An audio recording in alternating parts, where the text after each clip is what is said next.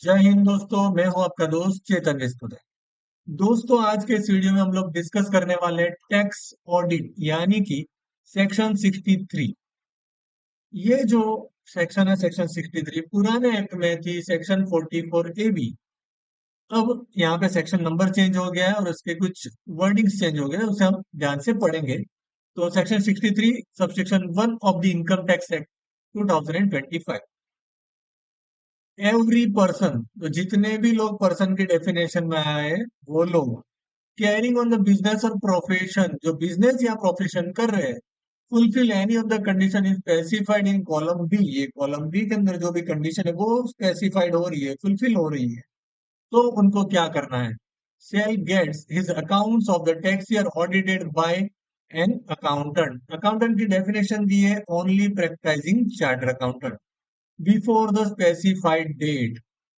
देखिए यहाँ पर लिखा है बिफोर द स्पेसिफाइड डेट, ऐसा नहीं लिखा है ऑन और बिफोर स्पेसिफाइड डेट। अगर यहाँ पे ऑन और बिफोर स्पेसिफाइड डेट होता ना तो ये 30 सितंबर होती, लेकिन यहाँ पे बिफोर है।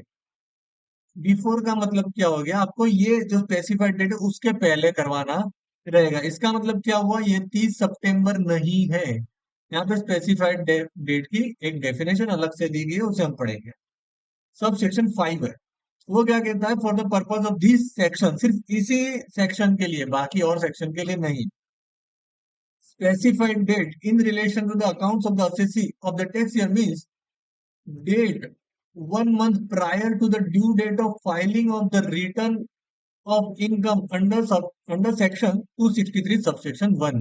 देखिए पढ़ने में तो इजी लगता है, बट इसी पॉइंट की वजह से last year Gujarat high court ने जो टैक्स ऑडिट की ड्यू डेट थी वो बढ़ाने के लिए सीबीडीटी को कहा था कि भाई आपके पास टैक्स ऑडिट की ड्यू डेट बढ़ाने का पावर नहीं है, आपके पास सिर्फ इनकम टैक्स की जो ड्यू डेट है उसे बढ़ाने का पावर है। क्योंकि ये जो सेक्शन है उसमें यहाँ पे टैक्स ऑडिट की ड्यू डेट की कोई बात नहीं की है। उसमें ये कहा है कि जो रिटर्न फाइलिंग की जो डेट है वहां से 1 महीने पहले तक टैक्स ऑडिट करना होता है। तो यहाँ पे टैक्स ऑडिट के लिए कुछ भी मेंशन नहीं है, यहाँ पे सिर्फ आईटीआर की डेट के लिए मेंशन है। इसीलिए तो जो भी आईटीआर की डेट होगी उसके 1 महीने पहले पहले तक टैक्स ऑडिट फाइल कर सकते हैं। अभी आईटीआर की ड्यू डेट जो है वो 31 अक्टूबर है ऑडिट वाले केस के लिए, तो उसके 1 महीने पहले क्या होगा? 30 सितंबर होगा। सपोज करो कोई दिन गवर्नमेंट ने इसे 15 दिन बढ़ा दिया। 15 दिन बढ़ाने से क्या होगा? ये टैक्स ऑडिट की ड्यू डेट है, ऑटोमेटिक 15 दिन आगे बढ़ जाएगी। अगर 1 महीना बढ़ता है तो ये भी ऑटोमेटिक 1 महीना आगे बढ़ जाए। तो ये रहा स्पेसिफाइड डेट का मीनिंग। अब समझते हैं कंडीशन क्या क्या है। तो सीरियल नंबर ए के अंदर पहला, एवरी पर्सन, जितने पर्सन है वो लोग कैरिंग ऑन बिजनेस सेल। यहाँ पे देखिए सिर्फ बिजनेस की बात की है, प्रोफेशन की बात नहीं की है, जबकि यहाँ पे बिजनेस प्रोफेशन दोनों था। तो पहली कंडीशन है वो सिर्फ बिजनेस वालों के लिए एप्लीकेबल है, प्रोफेशन वालों के लिए एप्लीकेबल नहीं है। If his total sales, turnover or gross receipt, as the case may be, in business exceeds 1 crore rupees in any tax year subject to the provision of clause B। ये close जो है उसके अंदर जो subject होगी, उसके जो condition है उसको अगर फुलफिल नहीं करता है, ये कंडीशन को फुलफिल नहीं करता है क्लोज बी के लिए, तो उसकी टर्नओवर की लिमिट क्या रहेगी? 1 करोड़। बहुत सारे लोग कंफ्यूज थे कि भाई 2 करोड़ लिमिट है, क्योंकि टैक्स ऑडिट के लिए, सॉरी टैक्स ऑडिट नहीं, प्रिजम्पटिव के लिए 2 करोड़ तक के लिए गवर्नमेंट ने अलाउ कर दिया है, तो टैक्स ऑडिट की लिमिट 2 करोड़ हो जाएगी। बट ऐसा बिल्कुल भी नहीं है। टैक्स ऑडिट की लिमिट पहले भी 1 करोड़ थी, अभी भी 1 करोड़ है, लेकिन ये 1 करोड़ की लिमिट बढ़कर 10 करोड़ हो जाएगी अगर क्लोज बी में जो कंडीशन जो दी है वो फुलफिल हो जाएगी। तो कंडीशन क्या है? उसमें दो कंडीशन है और दोनों की दोनों मैंडेटरी है। देखिए यहाँ पे एंड लिखा हुआ है, राइट। पहली कंडीशन है aggregate of all amount received including amount received for sales, turnover, gross received during the tax year in case does not exceeds 5% of the said amount. तो आपका जो ट्रेडिंग अकाउंट या दो पीएनएल कह लो, आपके पास जो भी टर्नओवर आ रहा है यहाँ पर, तो टर्नओवर का जो टोटल है उसका 5% तक का अगर कैश में होगा तो चलेगा, लेकिन 5% से 1 रुपया भी आगे बढ़ता है तो ये कंडीशन फुलफिल नहीं होगी और आपके लिए 10 करोड़ की लिमिट नहीं, और आपको 1 करोड़ की लिमिट लग जाए। अब सपोज करो ये कंडीशन फुलफिल हो गई, 5 करोड़ के, सॉरी 5% के नीचे नीचे टोटल आपका जो कैश रिसिप्ट है वो। तो दूसरी कंडीशन क्या देखनी है? दूसरी कंडीशन है aggregate of all payment including amount incurred for expenditure in cash during the tax year does not exceed 5% of the said payment. तो ये हमारे क्रेडिट साइड की बात थी। अब डेबिट साइड में आपने जो भी पेमेंट किया होगा पूरा का पूरा पीएनएल का या ट्रेडिंग अकाउंट का, वहां का जो भी पेमेंट है वो 5% से ज्यादा नहीं होना चाहिए कैश के अंदर। अगर 5% तक का है तो वो आपके लिए 10 करोड़ की लिमिट मिलेगी। लेकिन 5% से 1 रुपया भी ज्यादा बढ़ जाता है तो आपके लिए लिमिट जो रहेगी वो 1 करोड़ हो जाएगी। तो ये कंडीशन बिजनेस वालों के लिए clear.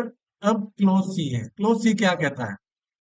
Carrying on profession shall if his gross receipt in profession exceeds 50 lakh rupees any tax year. अगर 50 लाख तक की जो लिमिट है वहां तक है तो चलेगा, लेकिन 50 के ऊपर जब भी जाता है तो प्रोफेशन वालों के लिए टैक्स ऑडिट करना मैंडेटरी है। अब आप कहोगे यहाँ पे 75 लाख की लिमिट कहीं नहीं दी है। तो 75 वाला जो है वो प्रिजम्पटिव टैक्सेशन में है, इसलिए उसकी जो लिमिट है वो सेक्शन 58 के अंदर दी गई है और उसकी कंडीशन जो है वो वहां पर मेंशन की गई, वहां पर भी 5% की कंडीशन है। अब आप कहोगे कि 5% वाली कंडीशन यहाँ दे दी है लेकिन यहाँ क्यों नहीं दी है? तो ये वाली जो कंडीशन है ओरिजिनल जो सेक्शन 44 ए भी थी उसी के अंदर इंट्रोड्यूस की गई थी, इसलिए यहाँ पर भी ओरिजिनल जो 1 करोड़ की लिमिट है उसके अंदर इंट्रोड्यूस की गई है। लेकिन जो 75 की लिमिट है वो प्रिजम्पटिव के लिए अलग से दी गई है, इसलिए वो यहाँ पर मेंशन नहीं है।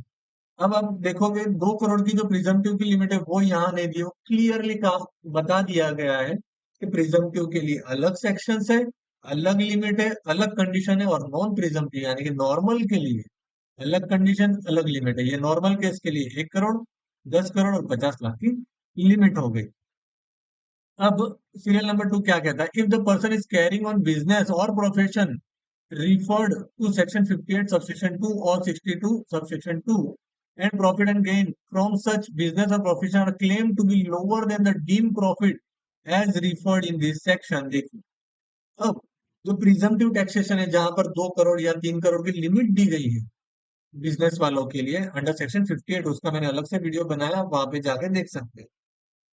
अगर वो 8% या 6% वाला आपका जो भी प्रॉफिट आ रहा है वो बेसिक एग्जेम्पशन लिमिट के ऊपर है लेकिन 8% 6% से कम है तो आपको टैक्स ऑडिट करवाना पड़ेगा, और ये सेम चीज सेक्शन 58 के अंदर भी मेंशन की गई। क्लियर? अब subsection 2, the provision of this section shall not apply where profit और गेन ऑफ बिजनेस और profession declared by assessee are as per under section 58 subsection 2 and 62 subsection 2। तो अगर 8% 6% के ऊपर है तो ये एप्लीकेबल नहीं होगा। ओके, फिर सबसेक्शन 3 क्या है? The assessee shall furnish by the specified date the report of such audit in such a form duly signed and verified by the accountant, setting for such as prescribed as particular as may be prescribed। तो specified date के पहले पहले जो है तब तक आपको tax audit का जो फॉर्म है वो फाइल कर देना रहेगा। Sub section 4, when a person is required by under any law other law to get his account audited, then it shall be sufficient compliance of this section if such person gets account of such business or profession audited under such law before the specified date and furnishes by specified date the report of such audit along with the report of the accountant in form as may be prescribed। तो भाई जो लोग other act के अंदर भी audit के अंदर cover हो रहे हैं, जैसे कि कंपनीज एक्ट के अंदर कोई कवर हो रहा है और 30 सितंबर के पहले पहले उन्होंने अपना ऑडिट कंपनीज एक्ट के अंदर कर लिया गया तो वो माना जाएगा कि वैलिड ऑडिट है। लेकिन यहाँ पर जो टैक्स ऑडिट का फॉर्म है वो फिल करना कंपलसरी है। फिर स्पेसिफाइड डेट आता है, उसका हमने कंडीशन देख लिया है क्या मीनिंग है स्पेसिफाइड डेट का। और एक मीनिंग दिया था पेमेंट और receipt as the case may be by a cheque drawn on a bank or by a bank draft which is not account paid shall be deemed to be the payment or receipt as the case may be in case।